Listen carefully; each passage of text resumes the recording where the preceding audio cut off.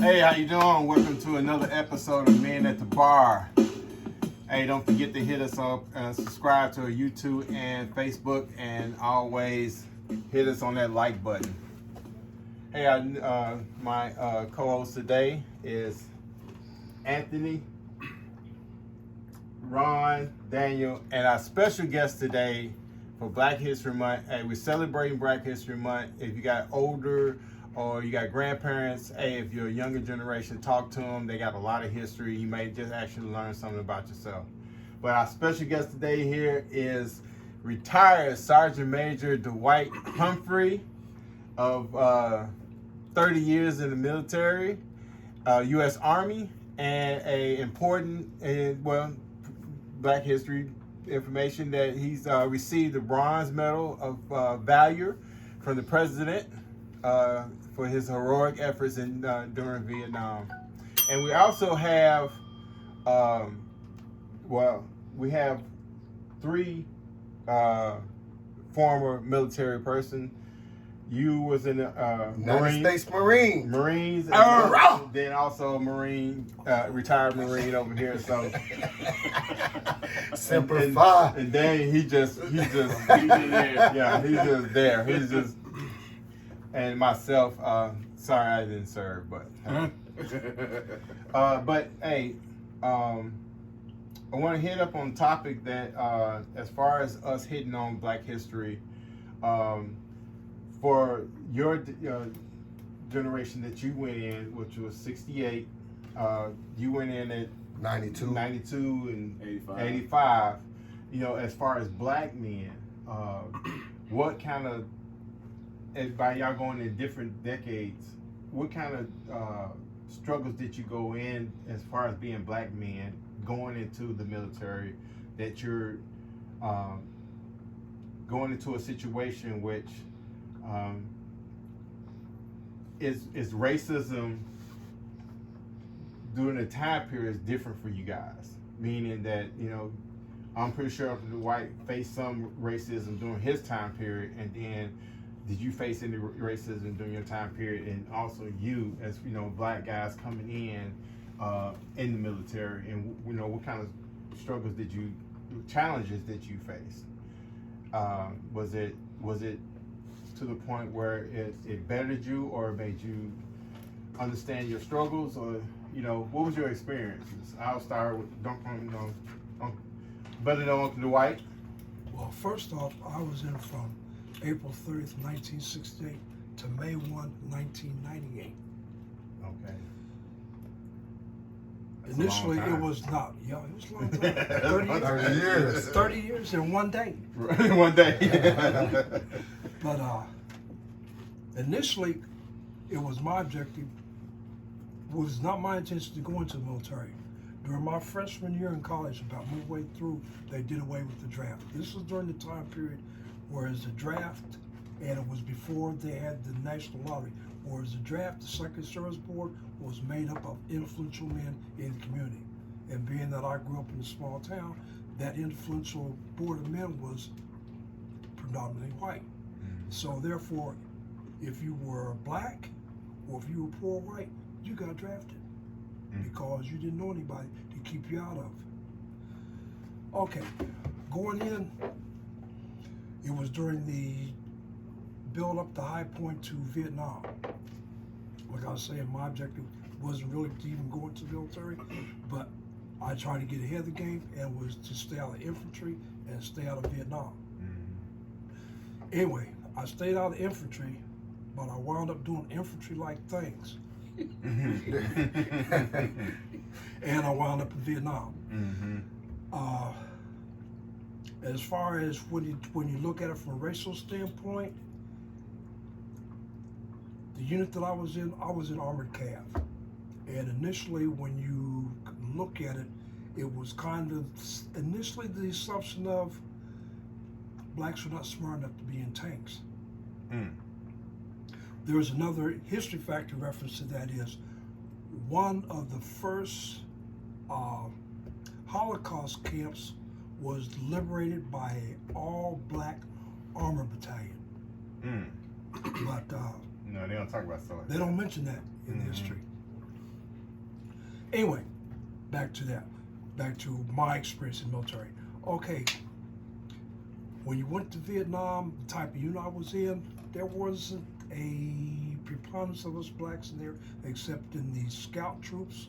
But in tank companies, there weren't that many of us. But you were all in the same crap, getting shot at, your life on the line, and you really didn't see it from a racial standpoint. It was basically throughout my military career,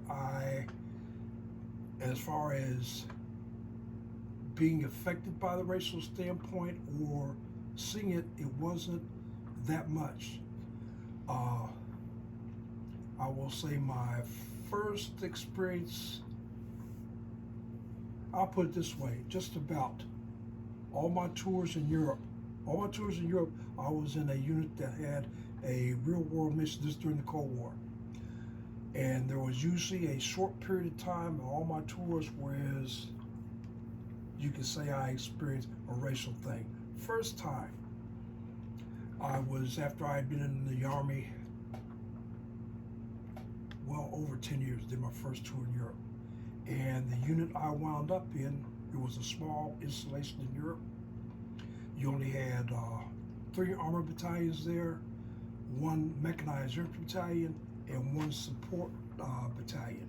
And being that I came up to the ranks real quick, I was a young senior NCO, E7. And out of 500 soldiers in the battalion I was in, there was only 5 of us senior black NCOs. The company that I was in, there was me as a tank platoon sergeant and then the maintenance sergeant. And I was a young black NCO and I wasn't stupid. I treated soldiers like soldiers, and I didn't fit in the clique. Because the other platoon sergeants, of course, they were. And if you didn't walk around talking about you're gonna put this individual in jail, you'll put that individual in jail, you didn't fit in the clique, and I didn't fit in the clique.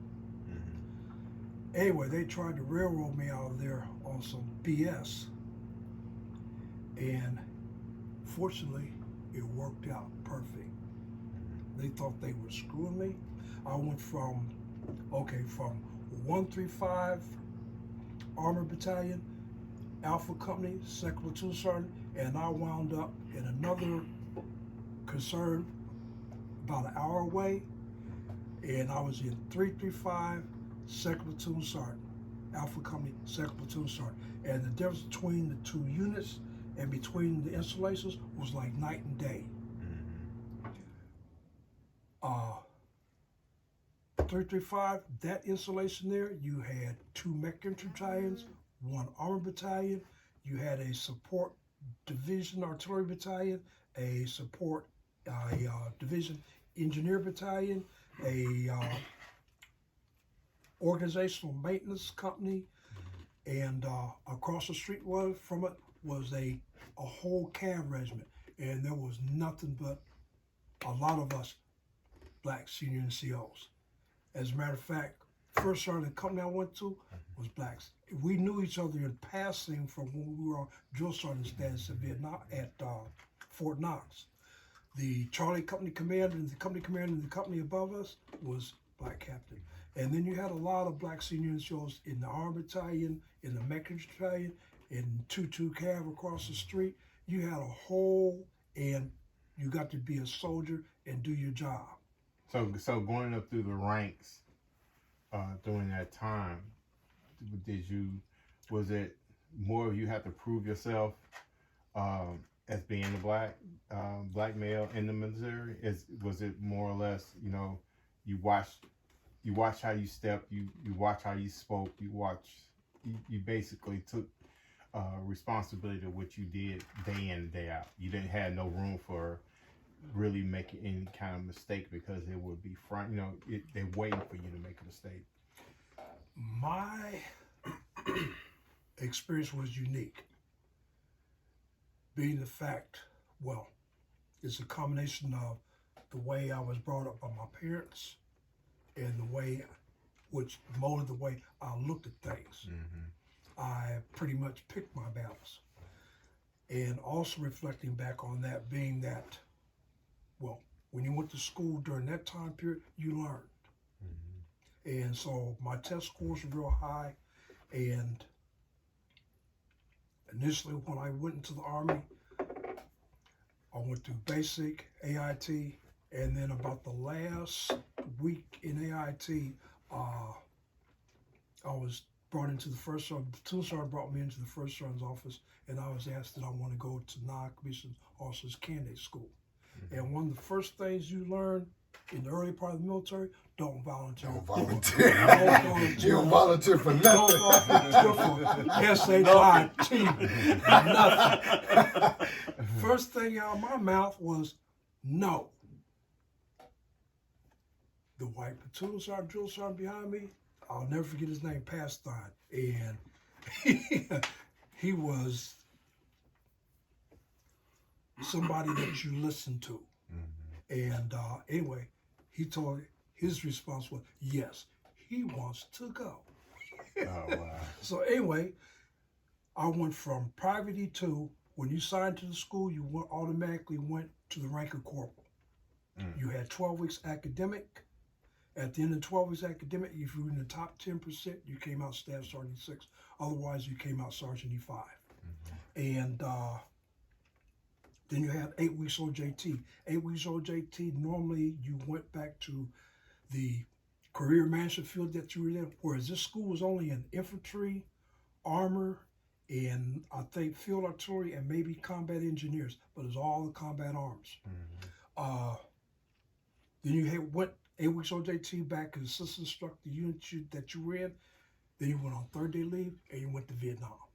Now, initially, my initial aspirations was to be a field agent in the FBI.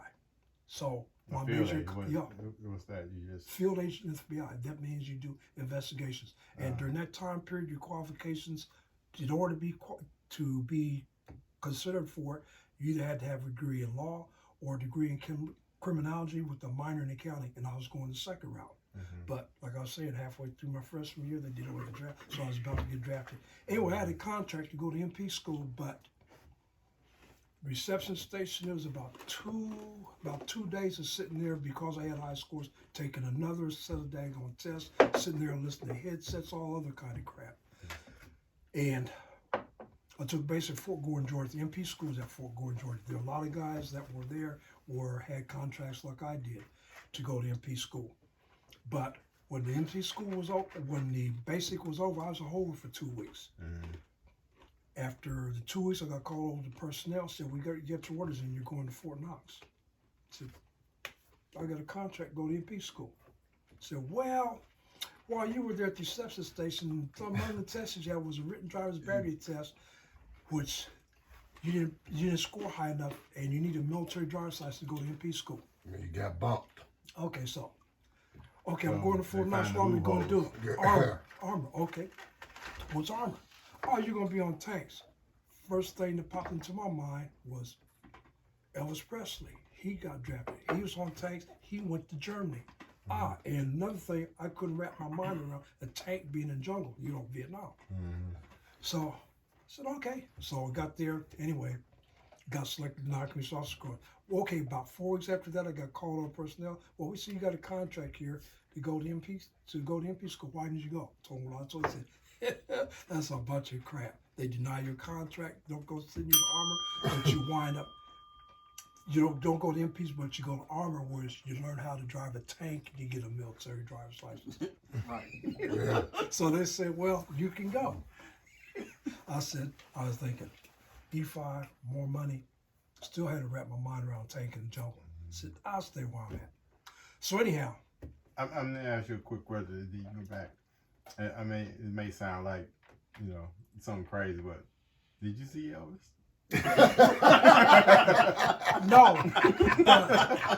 But I went to the Copper Service Club of Fort Knox, which he had donated money for right there. Yeah. Oh, okay. There you go. No, I didn't see Elvis. Some people out there want to know, did you see Elvis? No, I didn't see Elvis. But anyhow, anyway, I wound up going to that non-resources candidate school.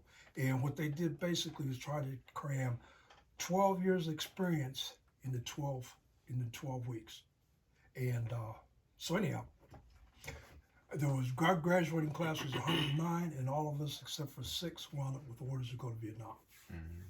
And I saw how a tank works in jungle, cause jungle, 4th Corps down Mekong Delta, you got anywhere from single to triple canopy. Triple canopy jungle means the vegetation, overhead vegetation is so thick the jungle floor never sees daylight.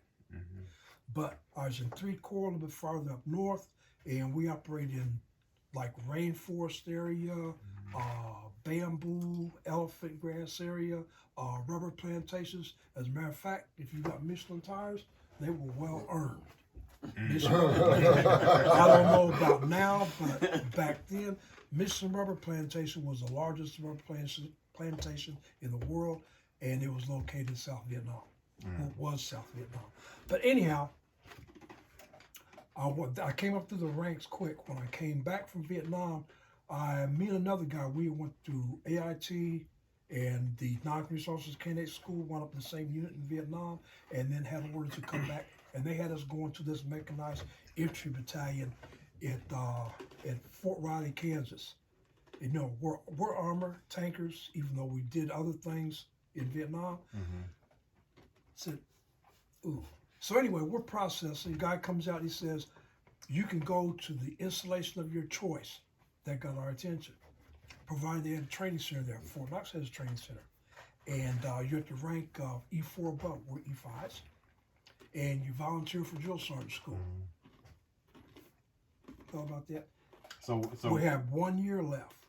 So was So whites anyway, and blacks Yeah, still, was y'all, treated as equals at that period of time? yeah. Tilwell is a white guy. He's from Alabama. Ooh. From Mobile, Alabama. Good dude. Good dude. He's one of the guys that goes to the reunion that I go to for basically the guys that were in the same company in Vietnam.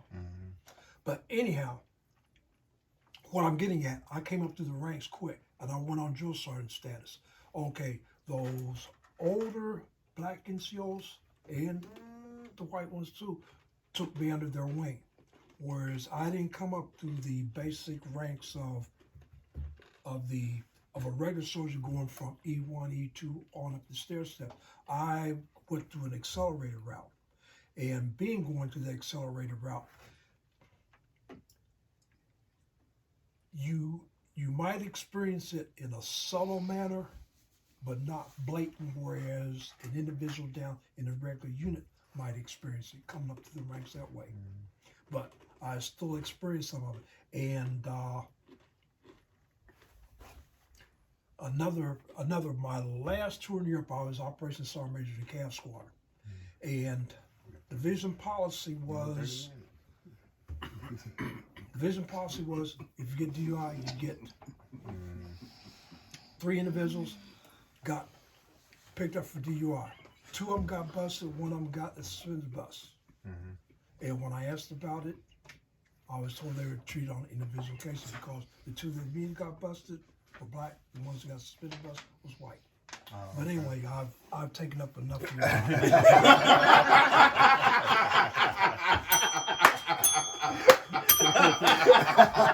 Ron, what was your experience like? In my 10 seconds I got left. Now, first I wasn't retired. I did 13 years. I came in 85, got out in 98 due to the Marine Corps is a little different from the Army as far as promotional opportunities. The Marine Corps dealt with it like a corporate type situation. You had to compete for spots, and each level you go to, it just decreases your opportunity of increasing to that spot. Okay. And conflicts made a big difference.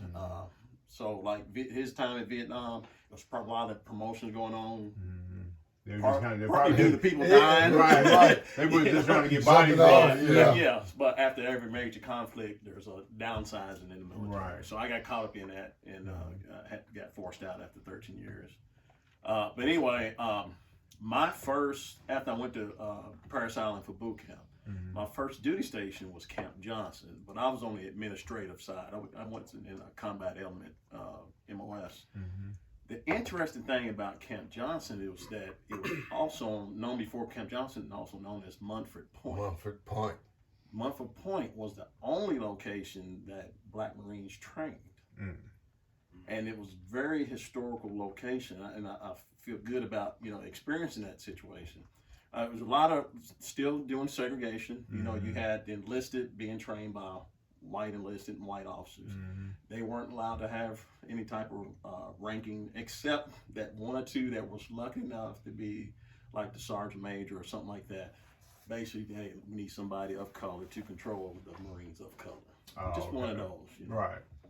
But when I went in '85, when it was Camp Johnson, you know, my experience in racism, military, I think it just had to do a lot with people coming from different cultures, finally meeting somebody from a different culture. You know, you got somebody that grew up in the sticks, 99%, you know, let's just say white high schools or whatever, only dealing with white people, then come meet somebody of color. Right. It's a culture shock for them. Right. It wasn't necessarily for me. Right. So we always used to refer to each other as dark green Marine, light green Marine. Yep. And we left it at that. You know, and it was great. So, And so if you're a light green, what that mean? Yeah. White? hey, everybody but black. Yeah, exactly. It's just a It's shade. the same dark, thing. dark green, yeah. And then you know, like Puerto Ricans. Man, I had no idea. They dark? There was They- dark, they- light, blonde head, red head. It's just, you just see it. And then interracial relationships. It was just so commonplace on base. You never really thought about it. Yeah. You know, until I got out, and it was kind of like it's a big deal out here in the Right. general It's public. just frowned upon. Frowned Yeah. upon in places, but there it was like, man, it was great. You know, Every it just you didn't have attention. Now, granted, there was that one. You know, you could see it in them, and it was a struggle to deal with those individuals because they were ignorant to we're all equal. We're all humans. We're all, you know, the same. Did you find yourself in a lot of position where you had to just hold back? You lashing out because you like, I want to set this motherfucker straight, but if I do, I know it's going to be some kind I of had a backlash. sergeant major like that. Damn court martial. Yeah. I was what we call a career planner. I was the dude that re-enlisted you. I got you your bonuses for re-enlistment. Got you that special duty assignment. Took you out to get tested. And that was my job. And I took pride in it because I was getting you paid. I was trying to, especially guys that had nothing to go back to. Right. They were fed up in the Marine Corps. I said, look, dude, you better stay and get this $20,000. You ain't got nothing else going. You got a wife and 2 kids. Right. But there was a sergeant major that gave me hell all the time, and he was, and you can just watch how he dealt with different people, different cultures. And he got embarrassed because while I was doing that, I had to cover for another battalion, and that battalion gave me the Navy Achievement Medal for doing another person's job. Congratulations. Yeah. So after that, all of a sudden, I was good enough to get another Navy Achievement Medal from the unit I worked for. Because it was an embarrassment at that point. The colonel jumped on him like, you know, why is Sergeant Bright getting a Navy Achievement Medal from another commander? He said, you know how that made me feel. And I was observing that conversation took place. Wow. I was like, you know, gotcha. But you know, there's some. But you know, hopefully, you know, as they fade out, I'm sure it's gonna be another fade in time. So, what was your experience like? You know, Well, a couple of years after him. Just a few years after him. Really wasn't much different. I'm gonna kind of keep it brief, but it started to, as I can say here from him, it started to, I'm gonna say a little better for my era. Still had the competition, you know, for rank, for spots, for promotions. You had to go through the steps of not competing, but completing classes. You know, so as far as the difference in treatment, it kind of, you know, swept a lot of stuff under the rug to, all right, well, light green Marine over here, we gonna sweep your negatives a little bit under here. Dark green, you need to do better on this, that, and the third. So was it more like a a system where checks and balances as far What as you said. you So, know how some companies What have else? to meet that quota. We can have Well, one black over here, yeah. and then, two whites over here. sometimes that happens. Yeah, Yeah. I mean, it's about that. But you know what? What I always did, I was one of the few sergeants we used to get together when we first had someone come to a battalion. Mm-hmm. We had a group of sergeants say, hey, every new PFC Lance Corporal come in, we pulled them to the side and figure out what their needs were to keep them out of trouble, to make them competitive. Told them, look, you need to take out we refer to them as MCIs. Yep. Yeah, those classes you're talking about. He said, look, you're gonna take these MCI courses out. You're gonna do this. You're gonna do that. Mm-hmm. Are you married? Yeah. Where you live at? Where you? Unannounced visit to the house with groceries, diapers, and stuff. And talk to the wife, said, look, y'all need to do this and that. And they used to freak them out. They'd be like, well, Sarge, it'd be 4 or 5 sergeants show up with $100, $150 worth of groceries. What I need to do? Absolutely nothing. You pay it forward. Yeah. Make sure you're at work every day. And we just leave. Just left it at that. But you're right. I mean, even though, you was trying to not make it a segregated thing, but we still had to take care of each other. Because like you said, light kids don't know about being with large groups of people. Right. They were the only child, hygiene, stuff like that. And we knew as senior Marines, well, look, this is what they look for. If you want to get ahead, you got to do this, this, and that. Right. If you don't do that, you can get left behind. And there's some situations you're going to get left behind anyway. Competition just so, it's like this getting there. So you would consider a light green.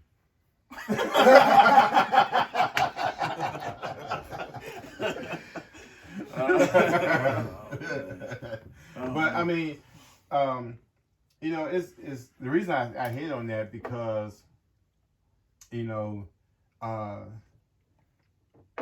racism today the face of it has changed so much that now it's like, not only that blacks are being put in a bubble.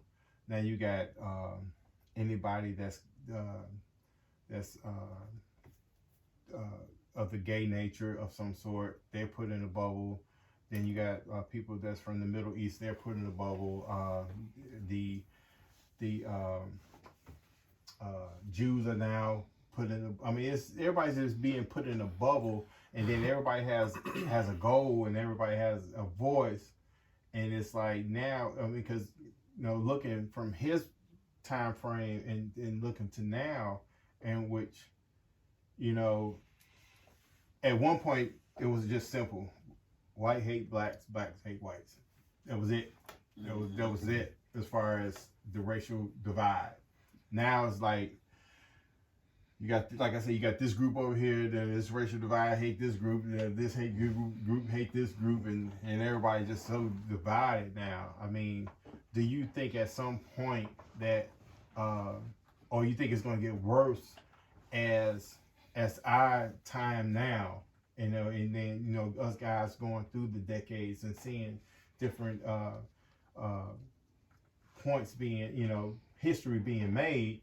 Do you think that at some point, we're gonna get to the point where we just choose to live amongst each other and be good, or do you think it's gonna get worse as each individual has a voice? And funny thing has been and said who actually speaks louder? Who's actually saying the most and drowning out everybody else? That thing said where progress being made, or is social media just making it more apparent now?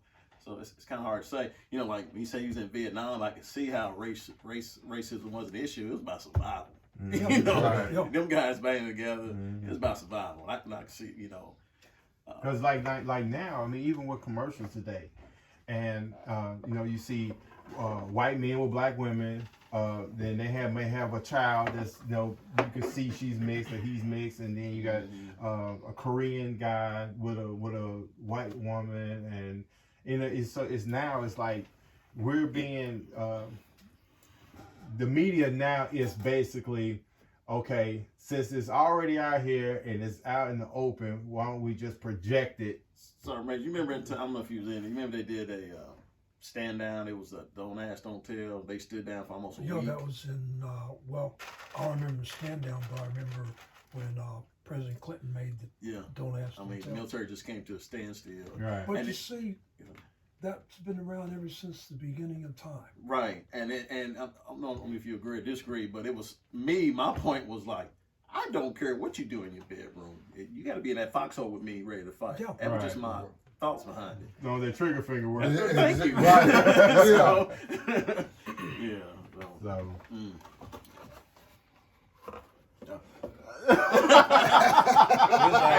go ahead, civilian. Go ahead, civilian. You gonna say he something? just Go ahead, like, Light he Marine. just light marine. I was wondering, he touched on gay. Like, I'm wondering, was that prevalent in each of y'all's era in the service? Yeah. Like I said, it's been around since the Yes. beginning of time. There's bars. I mean, it's no different from any other city you went to. We had a blacklist. They used to come out with an email list of locations that CID had put down that you bet not. That you go bet not go Bet to. Remember that? Get caught in there if you want to. All right, we're gonna wrap it up. Hit us on subscribe to YouTube, Facebook, and hit us up on the like button. And this is Real Men, Real Talk. To all my guests that's here today, I greatly appreciate y'all coming out.